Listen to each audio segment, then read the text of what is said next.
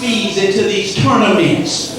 And when they travel, they don't travel together as a team, but it's the parents' responsibility to get them to the games.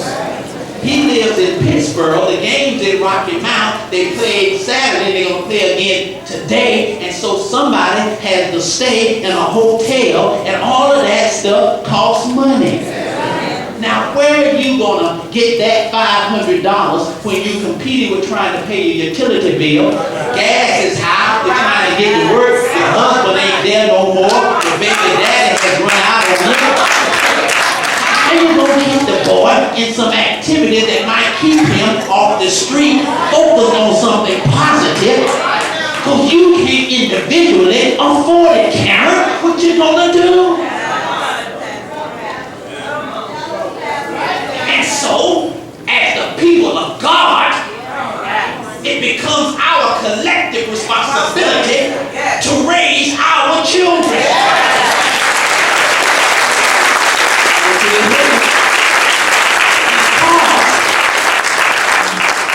Don't you think because they don't belong to you individually that you're going to be shielded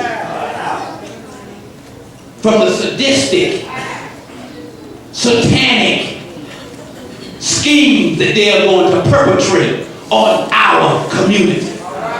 And just because you live in a closeted enclave of exclusivity, how you like that?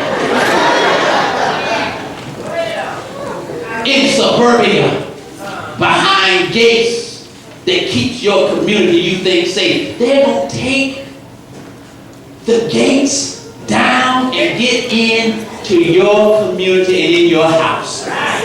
Even though you may not have sons, if you got daughters, they don't need somebody to marry.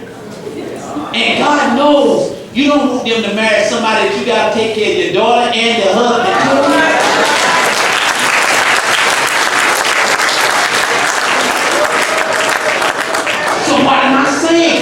We gotta build a boys' school. We got to do it. And too many, I'm gonna go somewhere that I know y'all ain't gonna like, but I'm going there anyway. Too many are being raised by their mothers, and therefore they don't know what a man ought to do. They've never seen a man operate. And so when they get married, they've always seen a female taking care of them, so they expect their wives to do the same. And you can't get mad because they don't know no better. They've never been exposed to a positive male image in their life. And we gotta do something. We have to do something. Now I know it's bigger than we are. I know we can't do it alone. I know that it's bigger. When you came, some of you were looking for a parking space and there are none. I'm sorry. I'm glad that my friends from New Jersey and New York understand what on-street parking is like. That's right. Having to bring chairs out because we don't have adequate space to do ministry. It's summer and our children need some place to keep them positively, productively, preoccupied. And we got to have a space for ministry.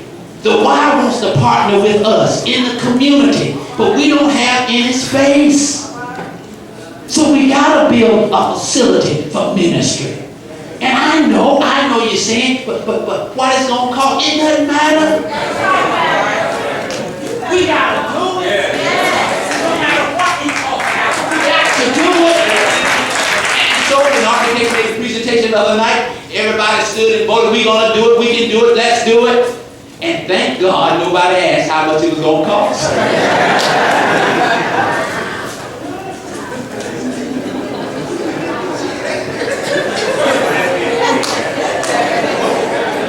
What's the thing about that? Yes, sir. And you could have asked. But still, we got to do it. Because you see, when you know the cost, it looks so much better than we are. Because we're not accustomed to millions. We're not accustomed to millions. Somebody got scared already?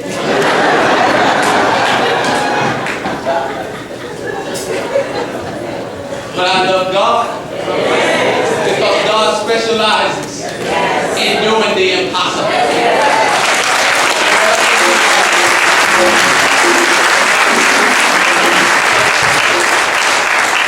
And so let me talk quickly now about what happens when you go against the odds. And before I do, if you got a seat beside you, raise your hand so folks can sit down and just kind of slide over. This is Sunday. That means take a bath on Saturday night. So this is what happens when it's against the odds. When you see that your enemies are bigger than you, and that your foes are formidable, it looks like the walls are impenetrable. Your bills are more than the funds you have. First thing you have to do is relinquish your fears. Get rid of your fears. You cannot be preoccupied with the panic of the present. You can't look at what is. You can't focus on your failures. You've got to look beyond where you are to where God is going to take you. It is paralyzing emotion. When you are afraid, you're stuck in your tracks and you can't move. And you say, well, how do I get rid of my fear? How do I relinquish my fear? I've got a solution that works every time. You've got to engage in self-talk. Yeah. Some say encourage yourself. I just call it self-talk. And I know people are going to look at you like you're crazy when you're talking to yourself. But they don't know what you're going through. They don't know the odds that's against you. And the reason you got to talk to yourself is because there are too many negative voices in the crowd. There are too many folks that if you talk to them, they're going to tell you can't do it. They're going to tell you to give up. They're going to tell you to throw in the towel. They're going to tell you to cry uncle, but you can't hear them. So don't take any chances with calling your family, calling your friends. Talk to yourself. That's right. And just say to yourself, take courage, my soul. And let us, that's me and my soul, let us journey on. Though the night is dark, it won't be very long. The storm is passing over. Hallelujah. Now don't forget that word. That's the punctuation mark. That's the exclamation mark.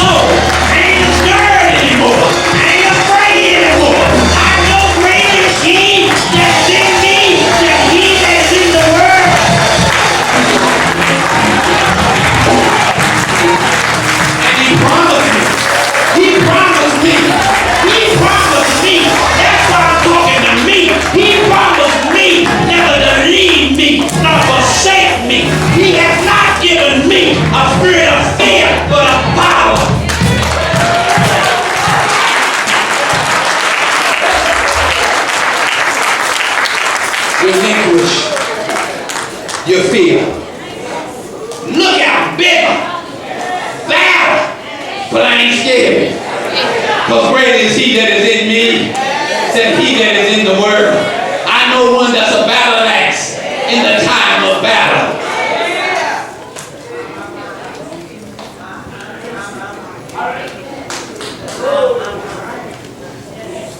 And I know folks say, anybody that feeble and frail in frame got to be fearful. But I promise you, if you see me in a fight with a bear, help the bear.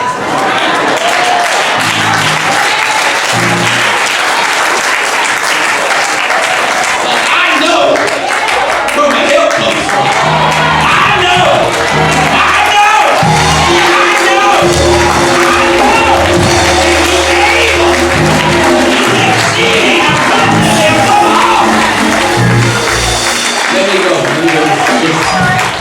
Relinquish your fear.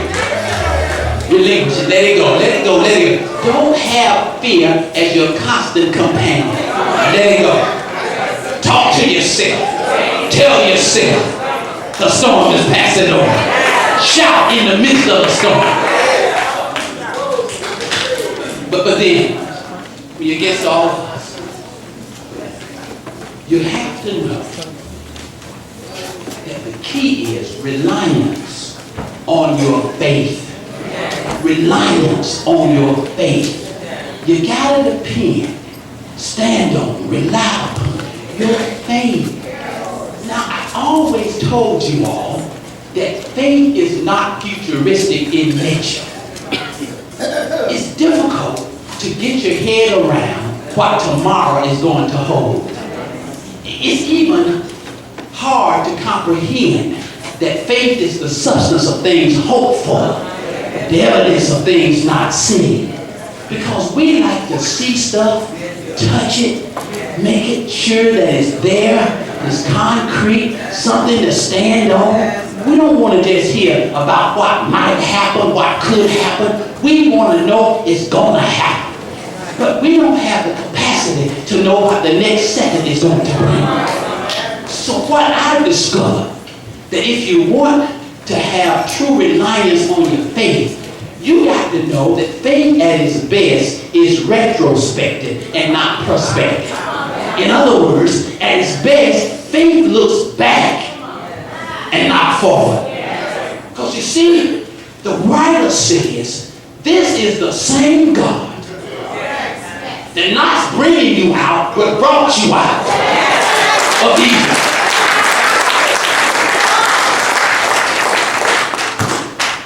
Anybody ever been in Egypt? Egypt is illustrative of bondage. Bondage comes in many forms. You can be bound by your financial lack, and you won't do anything because you say, I can't afford it.